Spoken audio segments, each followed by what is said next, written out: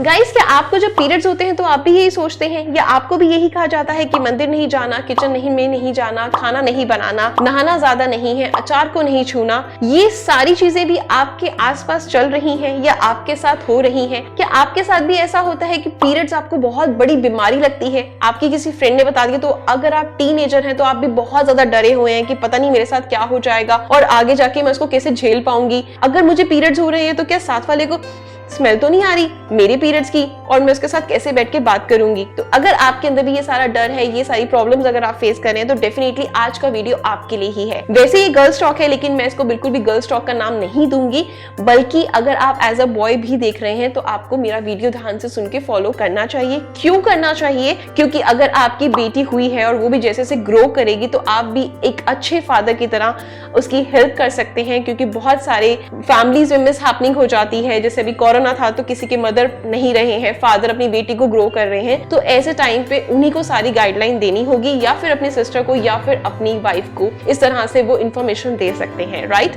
तो चलिए फटाफट से, वीडियो लंबा होने वाला है, तो अपनी चाय, कॉफी, ब्रेकफास्ट जो भी आपको कैरी करना है डेफिनेटली कैरी करके आराम से इस वीडियो को सुने और फॉलो करें।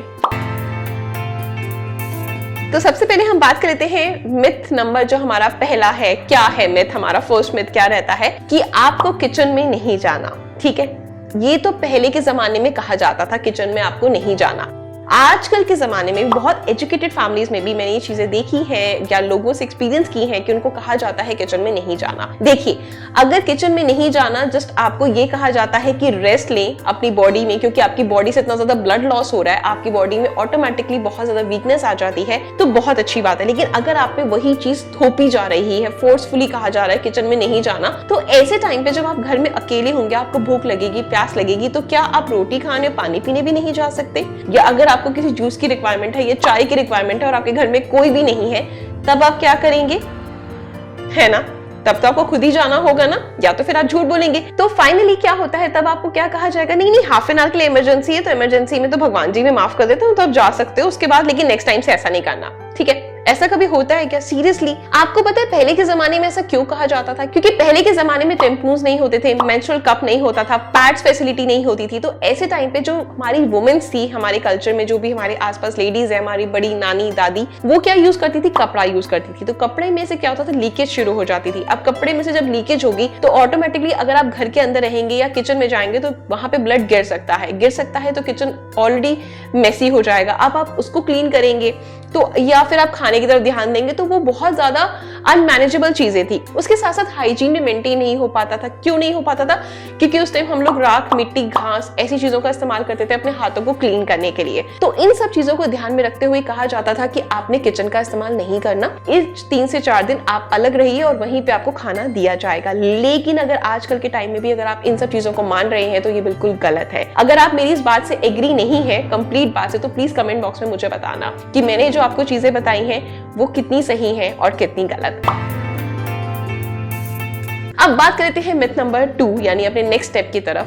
वो है अचार को ना छूना। सीरियसली आप भी मानते हैं कि पीरियड्स में अचार को नहीं छूना चाहिए, या अभी तक आप भी इस मिथ को फॉलो करते आ रहे हैं? पहले के टाइम में अचार को छूने के लिए मना किया जाता था, पहले के टाइम में। क्यों? आजकल के टाइम में भी अगर आप अभी किचन में जाएं और आपके हाथ गीले हैं और आपने अचार की बर्नी को छू दिया, अगर आपको गर्ल है, पीरियड्स नहीं भी हो रहे हैं, तो भी अचार खराब हो जाएगा। अगर आप अचार के डब्बे में गीला चम्मच मार देंगे तो भी अचार खराब हो जाएगा। अगर आप अचार को एज इट इज खुला रख देंगे तो हवा से बैक्टीरिया उसमें आ जाएंगे तो भी अचार खराब हो जाएगा। तो इसमें पीरियड के ब्लड का क्या लॉजिक है कि अचार को पता लग गया आपके हाथों में से ब्लड थोड़ा ना गिर रहा है, वो तो ऑटोमेटिकली वहीं से बाहर आ रहा है ना, जहां से उसको आना चाहिए। तो ये कैसे अचार खराब हो सकता है? तो ये चीज अगर आप फॉलो करेंगे, एक बार में थोड़ा सा अचार निकाल के देखना, फ्रेश अचार जो आप ला रहे हो बाहर से, क्योंकि अगर आपको कहूंगी पहले का ही पड़ा है तो वो खराब हो गया तो आप कहेंगे इस वजह से खराब हो गया। तो फ्रेश अचार ला के देखिए। एक तो पीरियड्स टाइम पे उसको टच करिए, और जब आपको पीरियड्स नहीं हो रहे तब भी टच करिए, तो आप खुद ब खुद जान जाएंगे कि क्या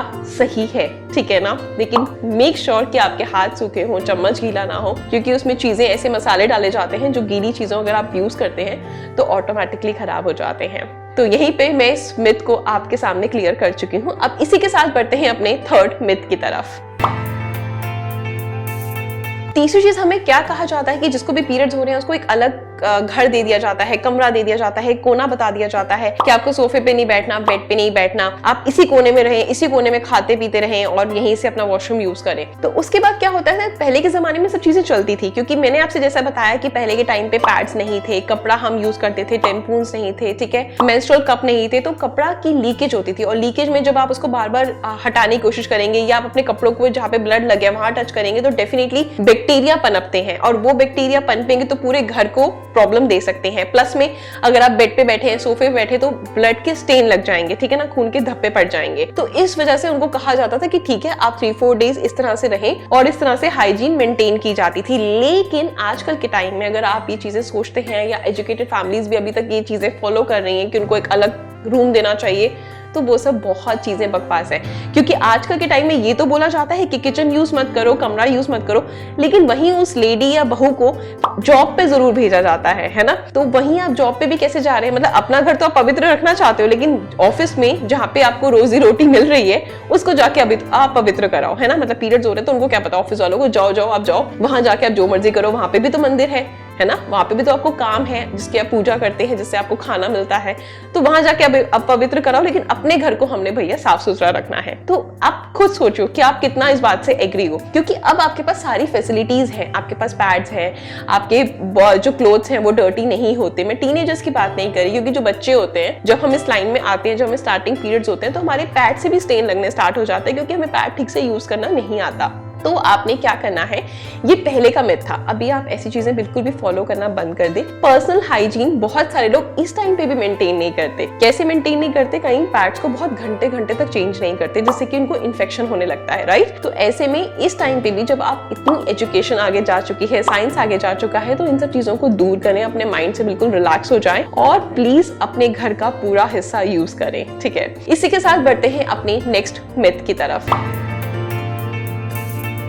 नेक्स्ट मिथ हमारा क्या है कि पीरियड्स के बारे में बात नहीं करनी चाहिए, और शेम वाली बात होती है। पीरियड्स को अगर आप पैड लेकर आ रहे हो तो प्लीज कैमरे से छुपा कर लेकर आओ, काली थैली में लेकर आओ, इन सब चीजों को फॉलो करो। लेकिन क्या आपको लगता है कि अगर आप पीरियड्स के बारे में बात ही नहीं करेंगे, एज अ मदर या एज अ सिस्टर या एज अ फ्रेंड अपनी फ्रेंड को कोई इन्फॉर्मेशन नहीं देंगे, अगर आप उस एज से जा चुके हैं, तो जो हमारे जो नीचे मतलब जो हमारे बच्चा छोटा है हमारी फैमिली का या फ्रेंड सर्कल में है, तो वो कैसे जान पाएगा। और ऑल ऑफ सडन वो कहीं गया हुआ है, उसको पीरियड्स हो गए, उसको पैड्स का भी नहीं पता, उसको बैलेंस करना भी नहीं पता, अपने आप को कैसे टैकल करेगा, तो वो और ज्यादा इसमें फंस जाएगा और रोने लगेगा और अपने आप को बहुत ज्यादा अकेला फील करेगा। तो मैं आपको हाथ जोड़ के रिक्वेस्ट करती हूँ कि जो भी पेरेंट्स हैं, लेडीज हैं, जिनकी बेटी अगर इस एज ग्रुप में आने वाली है जब पीरियड स्टार्ट होते हैं, तो प्लीज अपने बच्चे का माइंड डेवलप करें। सबसे पहले अपना डेवलप करें, देन अपने बच्चे को भी बहुत अच्छी गाइडलाइन दे। देखिए आप उसको समझाते हैं ना कि गुड टच बैड टच क्या होता है, उसी तरीके से आपको ये भी चीजें सिखानी है, ताकि वो अपनी इस प्रॉब्लम को बाहर किसी पब्लिकली जगह पर जब फेस करे तो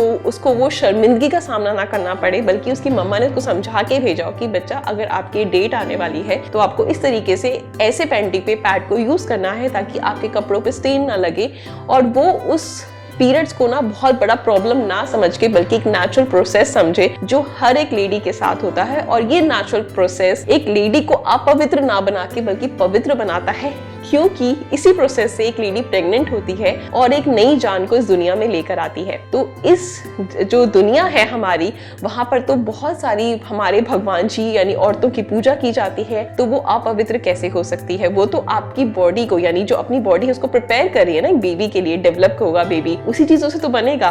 तो कभी आप उसको अपवित्र बोल दे और बच्चा जब आपको आपकी गोदी में दे दे तो वो बहुत पवित्र हो गई, आप उसके पैर चूमते हैं बड़े बूढ़े की हमें हमारे घर का वारिस दे दिया, तो ऐसा कैसे हो सकता है। मतलब आप इतना मैनिपुलेट गेम कैसे खेल सकते हैं लेडी के साथ कि कभी उसको अपवित्र बोल रहे हैं और कभी उसको इतना ज्यादा पूछ रहे हैं। तो प्लीज इन सब चीजों से बाहर निकलें। किसी भी गीता में या किसी भी जगह पे ग्रंथ में ऐसा बिल्कुल नहीं लिखा गया है कि औरत इस टाइम पे अपवित्र हो जाती है। सिर्फ हमारे बड़े बूढ़ों ने उस टाइम पे हाइजीन मेंटेन करने का कोई सोर्स नहीं था, इतनी सारी फैसिलिटीज नहीं थी कि हम अपने हाथों को अच्छे से क्लीन करें, अपने जो लोअर पार्ट है उसको अच्छे से क्लीन करके रख सकें।